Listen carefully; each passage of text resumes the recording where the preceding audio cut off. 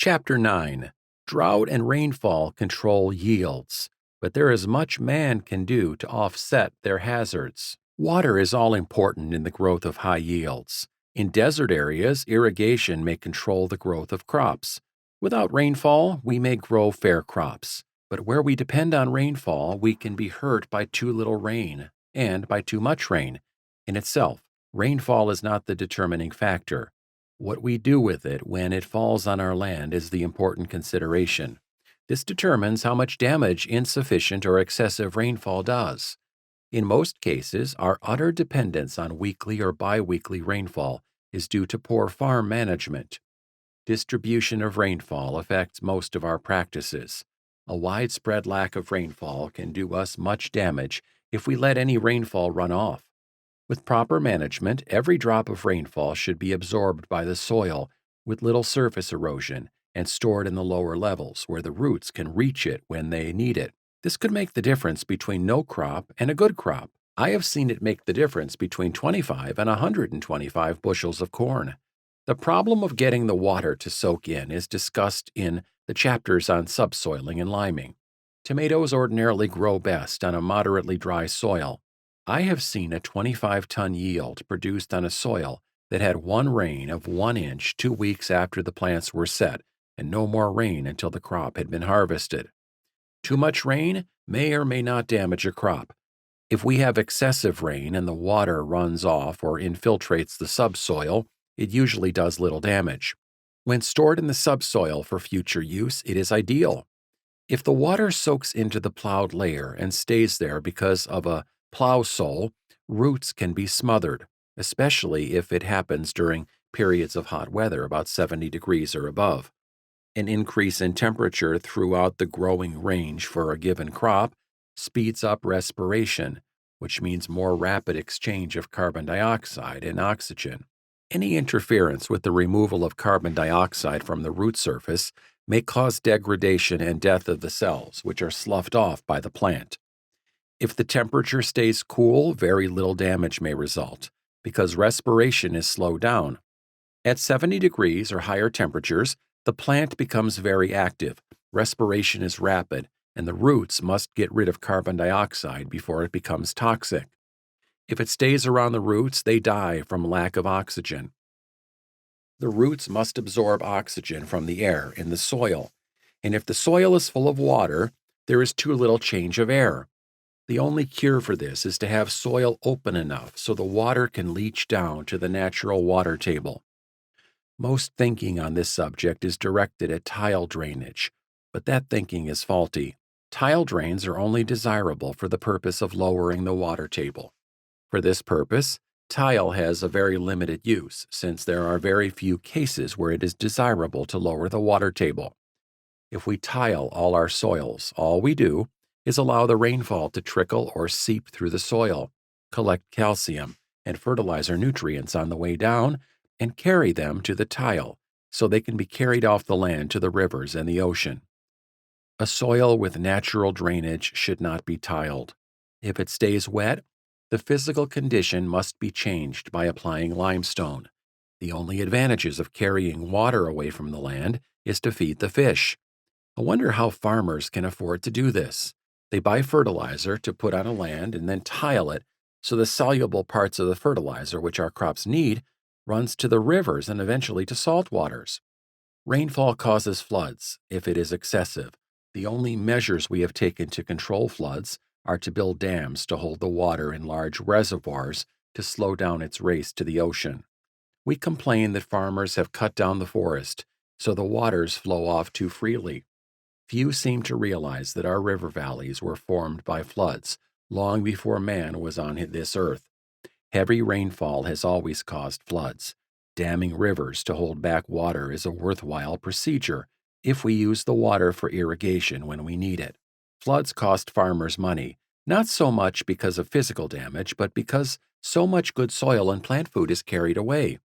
If we would subsoil and apply sufficient limestone to our cultivated lands so the soil could absorb the water as fast as it fell, we would not only control our floods, or at least greatly reduce water runoff, but we would more than double our yields. And there is also a possibility that we would reduce the money spent for fertilizer. Excessive rainfall, properly handled, will do minimum damage and can do much good if stored in the soil for future use. We must know soils to know procedures.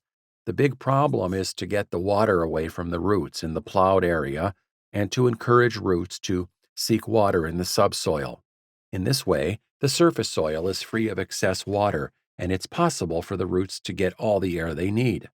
This is best done by providing good aeration with a subsoiler and adequate applications of limestone. This results in good surface drainage. And when I say good drainage, I mean free seepage from the surface to depths of 2 to 3 feet in the subsoil. A farmer in one of the eastern states came to Mr. Charles Nisley and myself about several ponds on his farm. He was renting the land and had the option to buy the farm at a low price, which he would do if we could show him how to drain it. One 25-acre field on which he usually grew potatoes had a 2-acre pond in one corner. It has been used for a skating rink every winter for 15 to 20 years. Every time it rained, the water ran off the field to the pond, keeping it filled. There was no outlet, nor could the water soak into the subsoil, so the pond always had the water standing in it. The first thing we did was to run a subsoiler 25 inches deep at 3-foot intervals around 2 sides of the farm side of the pond. The other 2 sides had a fence row and a state highway for boundaries. Following the subsoiling, the pond dried up because rainwater could not run into it. Then we limed the field with 4 tons of limestone and subsoiled it lengthwise and crosswise to speed up the movement of the limestone into the subsoil. All the fields had the same condition, temporary ponds that formed in each. We gave them all the same treatment with the same results. A permanent pasture, which was very rough, was also very swampy. This, too, was given the lime subsoiling treatment. It dried up the swamp and permitted the farmer to establish good pasture for night use. He grew good corn and potato crops every year after that because he stored his rainfall in the subsoil where it could be used by his crops in case of drought. Almost every year in some area of Ohio as well as other states, we have rather heavy rainfall in May and June. In those areas, particularly in unlimed soils, corn comes up and, when it is a foot high, turns yellow, in spite of the fact that the farmer followed state recommendations. Some of these farmers side-dressed with nitrogen, but it did no good because the cause was not a shortage of nitrogen. The real problem was a deficiency of calcium, which prevented good physical structure and prevented water from moving away from the roots to lower depths. The stagnant water soon lost its oxygen and the corn roots smothered. If the ground was dry enough, you could cultivate, but when it dried, the corn would turn green anyway, if root growth was still possible, because when the water left, air immediately penetrated and supplied the necessary oxygen. A number of years ago, in one eastern state, we had heavy rains when potatoes were 8 inches high. The foliage in the fields turned yellow, and, thinking that the nitrogen had washed out of the soil, the fertilizer people sold a lot of nitrogen for side dressing. I was working with Mr. Fred Bateman on fertilizer experiments. He had a 50-acre potato field, which was very sandy and slightly rolling. His potatoes turned yellow in the lower part of the field. We walked between the rows and noticed that every 5th or 6th plant was green. Those in between were yellow. We got a spade and dug up 10 feet of one row. The green plants had their roots well into the subsoil, 16 inches deep. Those between had their roots only in plowed soil. When we checked further, we found the green plants lined up across the field in rows 5 feet apart. I suggested it was a carryover effect from fertilizer the previous year. Last year, he told me, the field was in rye with no fertilizer. The year before, it was in corn, but the rows were fertilized the same direction the potatoes were. The year before that, the field was in tomatoes. They were planted in rows crosswise to the potatoes and 5 feet apart. What did you do to the tomatoes? I asked him. He subsoiled under the rows and put a mixture of 1/4 gypsum and 3/4 limestone under the plants. He made a furrow a foot deep, placed the mixture in the bottom, covered it up, and set the plants on top. We had a big crop of tomatoes, he told me. The gypsum had promoted deeper drainage and aeration. Here again, we have a demonstration of the damage that too much rainfall can do if the water can't seep into the subsoil because of a plow sole. In a dry season or one with normal rainfall, you might not see any effect except that the yield might be much better where the plow sole was broken up.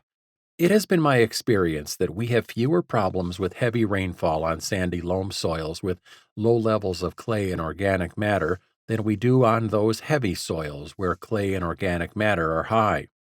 Water moves more slowly through the heavy soils, and during hot weather, damage from heavy rain can occur before the water has a chance to seep below the plowed layer. With continuously heavy rainfall, the plowed layer actually becomes swampy, and we have surface swamping on what is considered high fertile soil. We must not underestimate the oxygen problem here. Adequate limestone plays an important part in correcting it. In areas of heavy rainfall, these heavy clay soils are ridged up and crops are planted on the ridges. The first time I saw a field of back furrows on 40-inch centers, I thought the person was out of his head. But when I saw nice green corn in spite of a wet spring, I realized that this was a practice assuring good aeration. When I talked with the farmer and asked why he did it, he said that his father always did it in coastal North Carolina.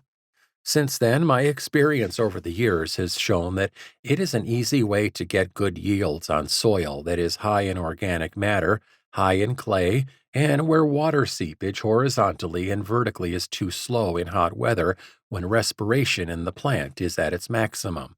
A farmer called me and wondered why corn on one side of his field was not growing satisfactorily. When I saw the field, I realized what had happened. He did too, as soon as I started to tell him.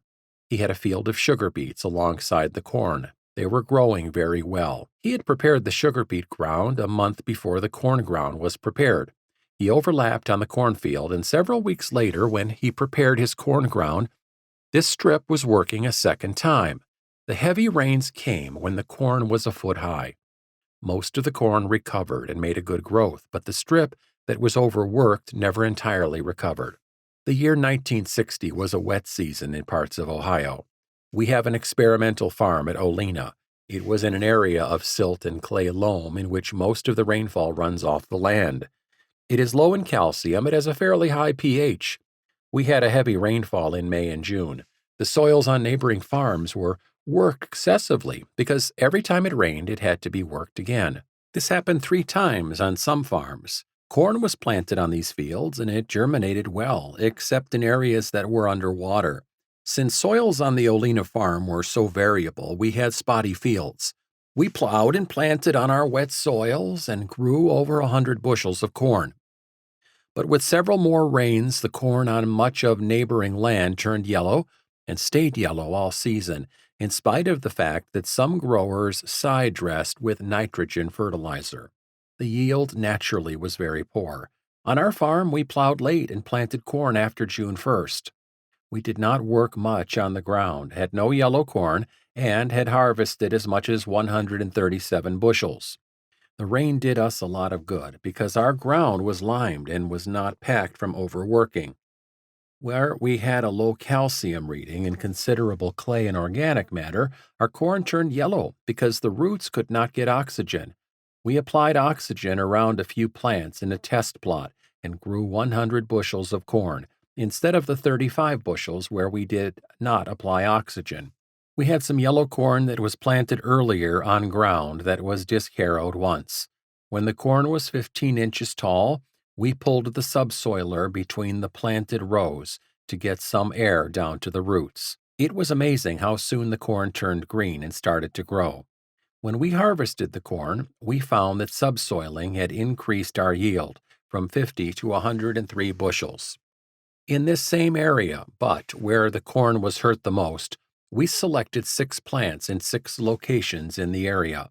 Plants 3 and 4 were definitely poorer than 1 and 2 and 5 and 6. We bored 2 holes 12 inches deep alongside each plant.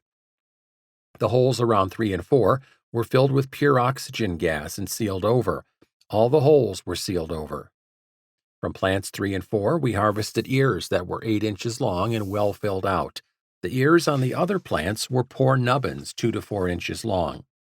Too often we think that yellow corn means nitrogen deficiency, that purple corn means phosphorus deficiency, and that marginal burning of the leaves means potash deficiency.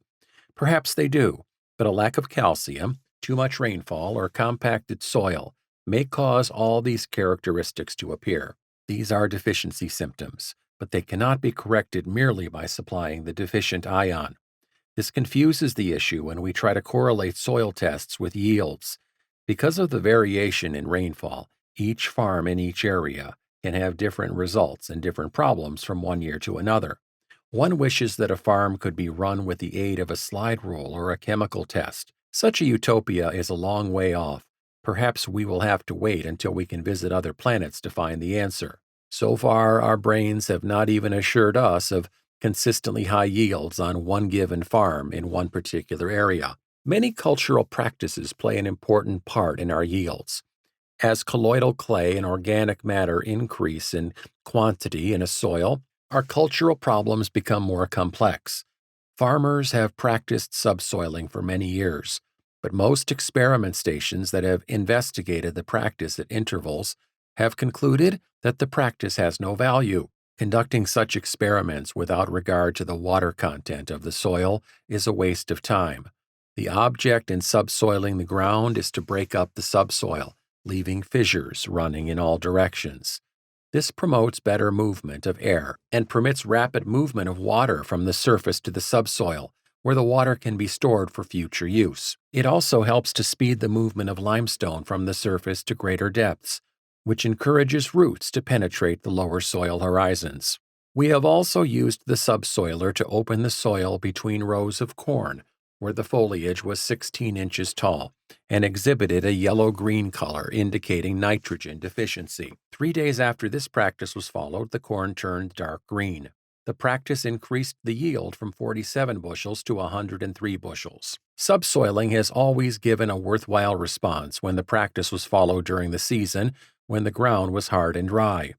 Many farmers who have silt and clay loam soils plow their ground when it is too wet. If the soil is wet enough to show a glaze after it is plowed, it probably is too wet. Farmers are anxious to plow their ground as early as possible, partly to get the work done. Often, the surface of the soil is dry, but the bottom of the furrow is wet. As heavy equipment moves over the surface, the plow soil becomes puddled and bakes hard as it dries out. Roots won't penetrate this hard subsoil, thus the roots are shallow and are at the mercy of the weather, particularly when it is dry. Farmers often work the fields several times after plowing, and if rain should fall, they have to work the soil again. The soil becomes packed and weed seed germinates in abundance.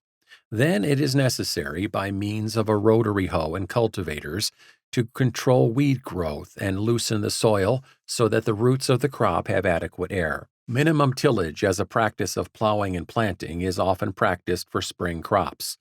The ground is not plowed until it is time to plant the crop. The ground remains loose, and because it does not provide sufficient moisture, weed seeds won't germinate until sufficient rain has fallen to pack the soil around the seed. Growers have told me that they have practically eliminated troublesome grasses by following this procedure for 3 years.